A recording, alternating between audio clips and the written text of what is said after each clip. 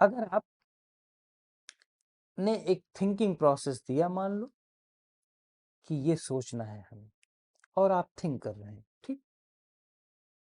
अब आप continuous think कर रहे हैं एक सेपरेट चीज, जैसे एक मंत्र है, सपोज ओम नमः शिवाय।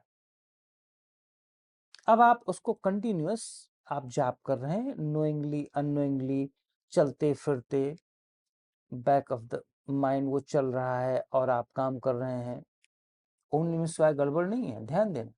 मैं यहाँ पे नेगेटिव वे नहीं अप्रोच नेगेटिव अप्रोच नहीं ले रहा हूँ, मैं इसका रहस्य बता रहा हूँ।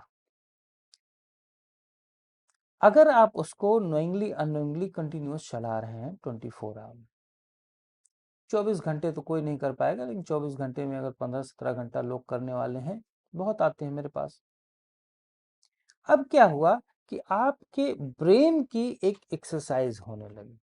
बहुत साइंस में जा रहा हूं, बहुत साइंटिफिक डीप जो है एनालिसिस। तो कुछ दिनों के बाद आपका ब्रेन उस एक्सरसाइज करने के एडिक्ट हो गया। ब्रेन आपका वही टाइप की एक्सरसाइज कर रहा है। अब आप क्या कर रहे हैं कि आप अननोइंगली भी आपका ब्रेन उसी तरह की एक्सरसाइज कर रहा है। तो आप ओम नमः शिवाय कर रहे हैं अननोइंगली। अभी तक नोइंगली कर रहे थे, अब अननोइंगली हो रहा है, क्योंकि ब्रेन की आदत बन गई वही काम करने की।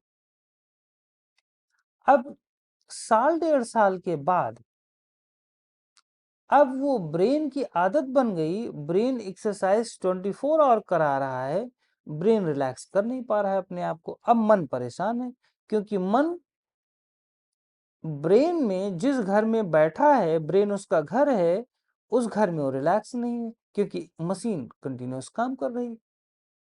अब आप देखें, मशीन कंटिन्यूअस काम कर रही है और मन बेचारा वहां पे अच्छा अनुभव नहीं फील कर सकता, क्योंकि मन वहीं पर रिलैक्स कर सकता है जहां पे शांति हो, जहां पे मशीन रिलैक्स हो गई हो। अब यहीं पे क्लैश पैदा होता है, power of thinking. Brain continuous काम कर रहा है बिकॉज ऑफ ब्रेन की आपने टेंडेंसी बना दी, और माइंड बेचारा चाह करके भी कि ये रुक जाए थॉट, रुक नहीं पाता,